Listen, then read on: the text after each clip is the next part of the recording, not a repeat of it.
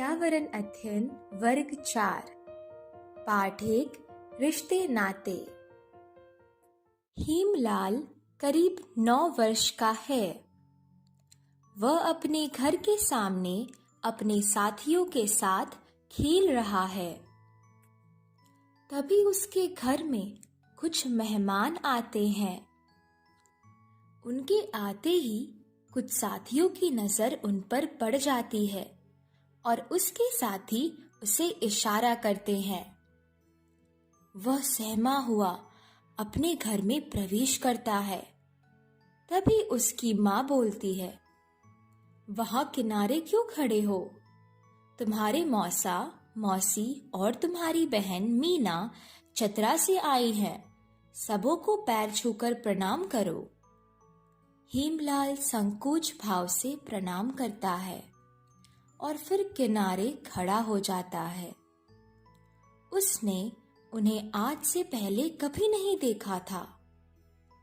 शाम में वह अपनी माँ से पूछता है कि मौसा, मौसी और मौसेरी बहन किसको कहते हैं? क्या आप बता सकते हैं? हाँ, माँ की बहन को मौसी कहते हैं, उनके पति को मौसा कहते हैं और मौसी की लड़की को मौसेरी बहन कहते हैं। सोचो और बताओ, तुम अपने किन किन रिश्तेदारों से परिचित हो? तुम्हारे कौन कौन से रिश्तेदार हैं जिन्हें तुमने अभी तक नहीं देखा है? चलिए अब मिलते हैं सुमन नाम के लड़के से। अपने पिताजी के तबादले के बाद सुमन को हजारीबाग आए हुए कुछ ही दिन हुए हैं। वह अपने माता पिता और एक बहन अनीता के साथ किराए के घर में रह रहा है। उसे यहाँ मन नहीं लग रहा है। यहाँ उसका कोई दोस्त नहीं है। वह अकेला उदास रहता है। वह अपने गांव से यहाँ पहली बार आया है। उसके पिताजी डाकघर में काम करते हैं। उसे हमेशा अपने चाचा चाची, दादा दादी, चचेरे भाई बहनों की याद आती है। उसे पड़ोसी चाचा जो बहुत जोर से हंसते बोलते थे, उनकी भी याद आ रही है। चाची के हाथों का बना पुआ उसे काफी अच्छा लगता था। वे उसे प्यार से बोलती थी, लो सुमन, तुम्हारे लिए ये पुआ बनाई हूँ।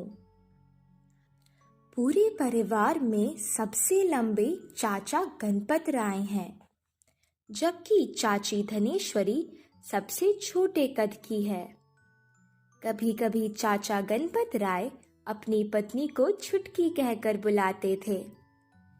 इस बात को लेकर दोनों में झगड़ा हो जाता था, जबकि चाची जी विनम्र स्वभाव की है।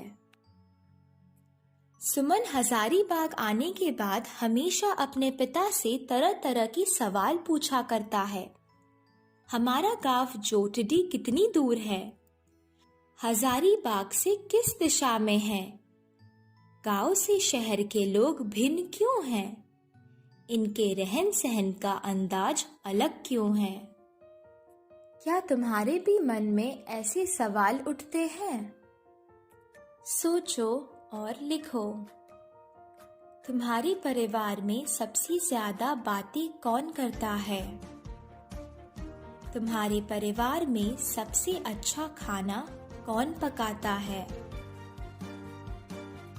तुम्हारे परिवार में सबसे लंबे कौन हैं? तुम्हारे परिवार में सबसे छोटे कद के कौन हैं? अब चलिए मिलते हैं संदीप से। मैं संदीप उत्क्रमित मध्य विद्यालय चानो, विष्णुगढ़ हजारीबाग का वर्ग 5वीं का छात्र हूँ। मेरा प्रिय दोस्त दिनेश है, जो दिव्यांग है। उसके एक पैर में पोलियो है। मैं प्रतिदिन उसके साथ घर से विद्यालय जाता हूँ और घर वापस आता हूँ। वह पढ़ने लिखने में भी काफी तेज है। कुछ ही दिन पहले मेरे पिताजी मेरे लिए एक साइकिल लाए हैं।